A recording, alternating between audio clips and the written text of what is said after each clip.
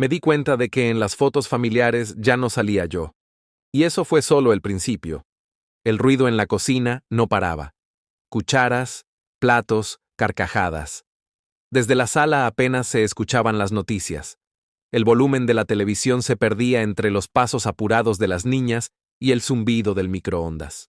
Me quedé en silencio, con la espalda recta en el borde del sofá, mirando cómo mi taza de café se enfriaba sobre la mesita. Nadie me hablaba. Nadie preguntaba si quería algo. «Abuelo, ¿puedes cerrar la puerta de tu cuarto?», gritó Marina la mayor, desde el pasillo. «Mamá dice que se oye la tele desde la cocina». Mamá. Así llamaban ahora a Lucía, la nueva pareja de mi yerno. Mi hija llevaba 1 año muerta. No 2. No 5. 1 año. Me levanté sin decir nada y fui a cerrar la puerta. Mi cuarto. La habitación del fondo, con la cuna que alguna vez armé para la pequeña Sofía. La misma que había desarmado cuando dijeron que ya no hacía falta. Me senté en el borde de la cama, escuchando los ruidos amortiguados de la vida ajena que se hacía sin mí. No podía dormir esa noche. Me asomé a la ventana y vi cómo el coche de Pablo, mi yerno, se alejaba. Era jueves. Noches de cine con Lucía. Los jueves yo hacía la cena. Antes me lo pedían con una sonrisa. Ahora lo daban por hecho. Yo preparaba lasaña, ellos ni aparecían. «¿Vienes al parque mañana?», preguntó Clara, la más pequeña, la única que aún me buscaba. Dijiste que sí. «Claro que sí, mi amor», le respondí, sin atreverme a preguntarle si irían también Lucía o su padre. Esa noche me quedé pensando en el desayuno del día anterior. No había leche. Salí a comprar a las 7, aún en bata. Volví con 2 bolsas. Nadie notó nada. Solo Lucía comentó: «Menos mal que quedaba café». Ni una palabra más. Empecé a pensar cuándo fue la última vez que me dieron las gracias. No por algo grande. Por algo, cualquier cosa. La casa estaba impecable porque yo limpiaba. Los recibos se pagaban puntuales porque yo me ocupaba. Las niñas tenían uniforme limpio porque yo lo planchaba. Era como una sombra con billetera, una figura sin rostro que lo daba todo y pedía silencio. «Papá, ¿tienes un minuto?». Pablo me detuvo una noche después de cenar, mientras las niñas dormían. «Nada grave. Es solo... Bueno, mis padres se mudan a Madrid. Están mayores. Pensamos que podrían quedarse aquí un tiempo. Lucía necesita ayuda con las niñas. Y bueno, quizá podrías buscar algo más cómodo para ti». Algo más cómodo. Así lo dijo. Como si esta casa no hubiera sido mía también. Como si yo no la hubiera sostenido con cada decisión, cada factura, cada silencio. «Claro», respondí. No grité. No pregunté. Solo asentí. Pero esa noche, por primera vez en mucho tiempo, cerré la puerta de mi cuarto y me senté en el suelo. No por tristeza, por claridad. Empecé a pensar cuándo había comenzado todo. Y sobre todo, ¿por qué no lo había visto antes? Empecé a pensar cuándo había comenzado todo. Y sobre todo, ¿por qué no lo había visto antes? La respuesta no llegó de golpe. Fue un goteo lento, casi imperceptible, como humedad en una pared. Primero una mancha, luego el olor, finalmente el colapso. La primera grieta fue el día del cumpleaños de Clara. Yo había preparado la tarta, inflado los globos, colgado las guirnaldas. Pablo trajo la pizza, Lucía la cámara. Todos reían, todos brindaban. Cuando llegó el momento de soplar las velas, Lucía dijo: «Una sonrisa para mamá y papá». Yo estaba justo al lado. Nadie me miró. Ni un «gracias por todo, abuelo». En la foto grupal me ofrecí a sujetar la cámara, y lo hice. Literalmente, yo sostuve el recuerdo, pero no salí en él. Después fue en el colegio. Fui a recoger a Clara un día de lluvia. La maestra me miró de arriba a abajo, confundida. «Usted es el abuelo, ¿verdad?». No sabía que seguía viviendo con ellos. Que seguía. Como si ya hubiera vencido el tiempo. Como si ya hubiera pasado mi turno. Ese día en casa vi algo que me heló. La lista del buzón había sido actualizada. Pablo Sánchez, Lucía Ortega. Nada más. Mi nombre había desaparecido. Pregunté. Ah, fue el portero. Dice que había que reducir el espacio, dijo Pablo sin levantar la vista del móvil. Pero ya sabes que esta siempre será tu casa. Esta. No nuestra. No la de todos. Esta. La casa que yo había sostenido. La gota fue otra, más pequeña, una cena común. Yo hice lentejas. Las niñas se sirvieron, comieron en silencio. Pablo y Lucía comieron fuera. Dejaron un post-it. Nos vemos tarde, no esperes. Esa noche, mientras lavaba los platos, me encontré contándolos. 7 vasos, 3 platos hondos, 6 cucharas. ¿Por qué? Ni yo lo sabía. Era como inventariar la indiferencia, como si hacer un censo del olvido pudiera devolverme el sitio. Desde entonces empecé a anotar cosas. ¿Cuánto pagaba de la luz? ¿Qué muebles había comprado? ¿Qué gastos cubría sin que nadie lo pidiera? Abrí una carpeta. La llamé Presencia. Irónico. En la libreta escribí: lavadora, comprada por mí. Sábanas de las niñas, regalo mío. Televisión, mi tarjeta. Alquiler, transferencia mensual desde mi cuenta. Clases de violín de Marina, pago directo. Nevera, reposición 2022, yo pagué. Era una forma absurda de existir, como si al escribir lo que había dado pudiera justificar por qué seguía allí, como si la contabilidad de la presencia me diera permiso para ocupar espacio. Un día, Lucía entró sin tocar la puerta. Me encontró anotando. ¿Haciendo cuentas?, preguntó con una sonrisa tensa. Sí, cosas mías, respondí cerrando la libreta. Ella dudó un momento.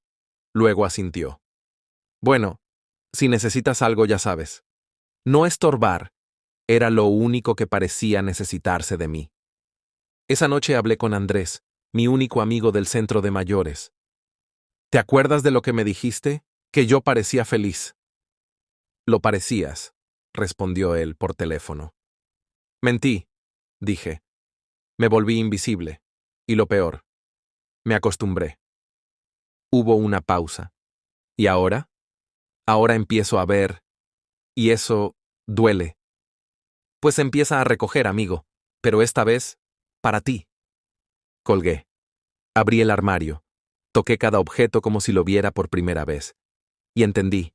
Me había convertido en parte del mobiliario. Silencioso, útil, prescindible. Y aún no sabía lo que vendría. La semana siguiente me moví como un fantasma con propósito. No dije nada. No pregunté nada. Solo observé, conté, registré. Cada día, mientras la casa seguía su curso, las niñas al colegio, Pablo en el ordenador, Lucía con sus videollamadas eternas, yo revisaba. El horno, comprado por mí en diciembre. El router, yo pagaba el internet. La lámpara del comedor, elegida y montada por mí. Hasta el felpudo con la palabra bienvenido lo había traído yo después del entierro.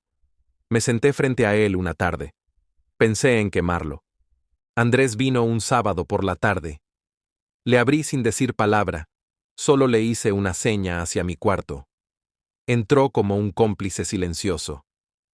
¿Estás seguro?, preguntó mientras miraba las cajas apiladas. Tan seguro como que nadie se ha dado cuenta de que llevo una semana empacando. Sonrió, no con alegría, sino con respeto. Vamos a necesitar su coche. El grande. Está abajo, dije. Ya avisé al portero que haré una mudanza discreta. Dijo que no avisará a nadie si no hay ruido. Empezamos por lo pequeño. Libros, ropa, herramientas. Luego pasamos a lo medio. La cafetera, el microondas, el ventilador. Todo lo que había traído, pagado, arreglado. La casa se vaciaba sin hacer ruido. Era como deshacerme de mi propio rastro, pero con precisión quirúrgica. Todo lo mío, nada más. Esa noche dormí sobre una colchoneta. Mi cama, también mía, ya estaba en la furgoneta. Al día siguiente, domingo, a las 6 de la mañana, abrí la puerta principal. Andrés ya esperaba en la calle. Bajamos los últimos bultos, el escritorio, la silla ergonómica, El espejo de cuerpo entero que compré cuando Clara dijo que quería bailar. Lucía se asomó por el pasillo, adormilada. ¿Qué haces?, preguntó. La miré. Empaquetando. Ya lo sabías, dije. Frunció el ceño. ¿Tan temprano? Para no molestar, respondí. Cerré la puerta sin esperar más. Dejé una nota sobre la mesa del comedor. No firmada. No adornada. Solo letras rectas, como un informe. He tomado solo lo que pagué. Lo demás es vuestro, sin rencor, pero también sin agradecimiento. Nada más. En el coche, Andrés no dijo una palabra. Solo condujo. Llegamos a mi nuevo lugar, un pequeño apartamento en Vallecas. 2 habitaciones, cocina americana, silencio. El casero me recibió con apretón de manos y olor a pintura fresca. Si necesita algo, estoy en el primero, dijo. Ah, y los de la frutería lo esperan. Le han guardado una caja. No sabía que alguien me esperaba. Pasaron 3 días. El móvil sonó 10 veces. Pablo, Lucía, una vez, incluso Marina. No respondí. Solo miré la pantalla y dejé que volviera el silencio. Fue Clara quien rompió la muralla. Un sobre blanco sin remite llegó por correo. Dentro, un dibujo. Una casa con jardín. 2 figuras, una niña y un hombre con bastón. Encima, con letra grande, Casa del abuelo. Lo pegué en la nevera con un imán rojo. Y por primera vez en años, no sentí que debía nada. Empecé a caminar por el barrio como si despertara de un coma. La panadería olía distinto. El kiosco tenía mi nombre apuntado con bolígrafo en la libreta de fiado. En la frutería, el dueño me saludó con un «Don Julián». Pensé que se nos había muerto. «No tan rápido», respondí. Y reímos, porque ya no tenía que pedir permiso para reír. Fui al centro de mayores con Andrés. Nos apuntamos a clases de pintura. No sé dibujar, pero me dio igual. La profesora, una mujer con voz ronca y pelo blanco, se acercó a ver mi primer intento. Una línea negra sobre fondo azul. «¿Qué es eso?» «Un silencio que se fue», respondí. Ella no entendió, pero sonrió. Volví a leer libros, sin que nadie me interrumpiera. Volví a cocinar para mí. Algo tan simple como hacer lentejas solo para uno. Tenía sabor. El mío. Pablo escribió un mensaje largo. Decía que las niñas me extrañaban, que Lucía no quiso que me sintiera mal, que fue un malentendido, que estaban reorganizando el cuarto, que no era para echarme. No respondí. Otro mensaje llegó después. Una foto de las niñas, con un cartel. «Te queremos». Tampoco respondí, porque entendí que me habían querido mientras servía, y luego me habían querido lejos, pero sin ruido. La ausencia, si es útil, también se consume. Un día Clara llamó desde otro número. Respondí sin mirar. «Abuelo, ¿estás enojado?» Tragué saliva. Me senté. «No, mi amor, solo estoy en casa». «¿Vendrás a mi función del colegio?» Me quedé en silencio. Pensé en volver, en entrar otra vez en la zona gris donde uno es útil pero no querido, donde todo lo que das se olvida al día siguiente. «No lo sé, Clara, pero si vienes tú a visitarme, tengo dibujos, lentejas y helado. ¿Puedo llevar a Marina?»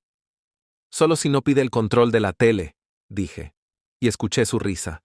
Colgué con el corazón apretado, no por tristeza, sino porque aún me quedaba algo que valía: mi tiempo.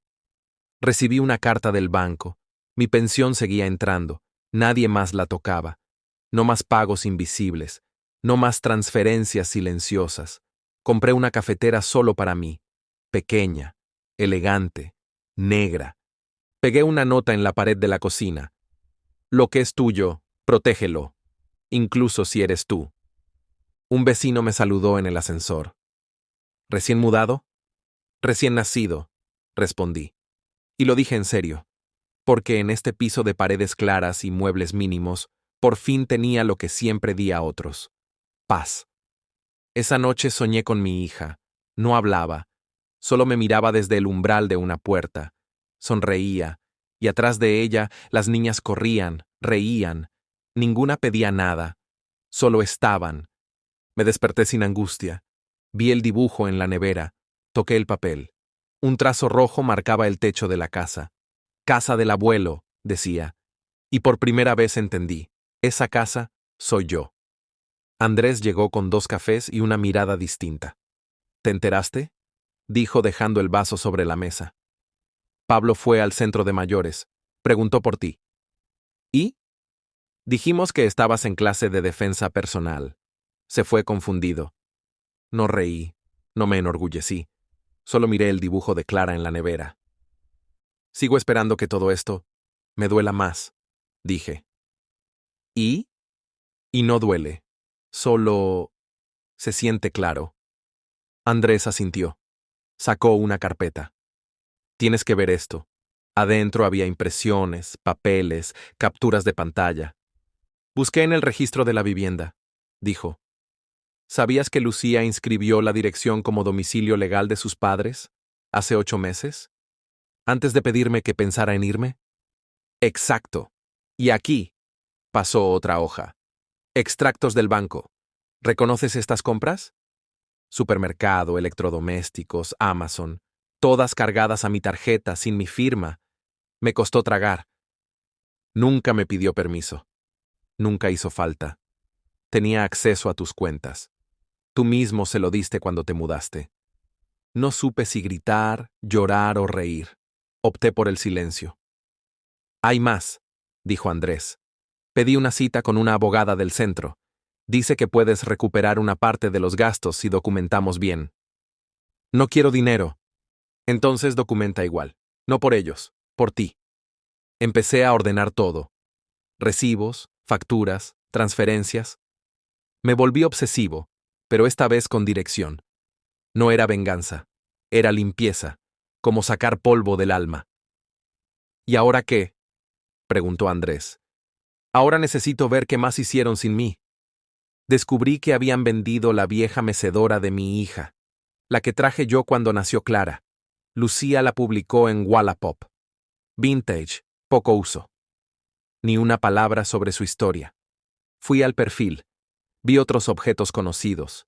El ventilador, el tocadiscos, una lámpara de mi taller. Vendidos, convertidos en euros. En silencio. Esto ya no es familia, dije. Es una máquina de extraer utilidad. ¿Y qué quieres hacer? Nada grande, solo mostrarles lo que son. Andrés me miró como quien ve nacer a un extraño. ¿Estás pensando en enfrentarlos? Estoy pensando en no esconderme más. Llamé al centro cívico. Pedí una sala. Organizaban charlas para mayores sobre libertad financiera y protección patrimonial. Les ofrecí mi historia. Aceptaron encantados. Esa semana me senté frente a 20 personas. Hablé. Conté todo, desde la mudanza hasta la invisibilidad. Algunos lloraron, otros aplaudieron. Al final, una mujer se acercó. Llevaba un bastón y ojos vivos. ¿Puedo compartir esto con mi hijo? Está a punto de invitarme a vivir con él. Compártelo con quien quieras. Pero primero, escúchate a ti. Me sentí distinto, no mejor, solo más presente. Un periodista local se enteró. Me llamó.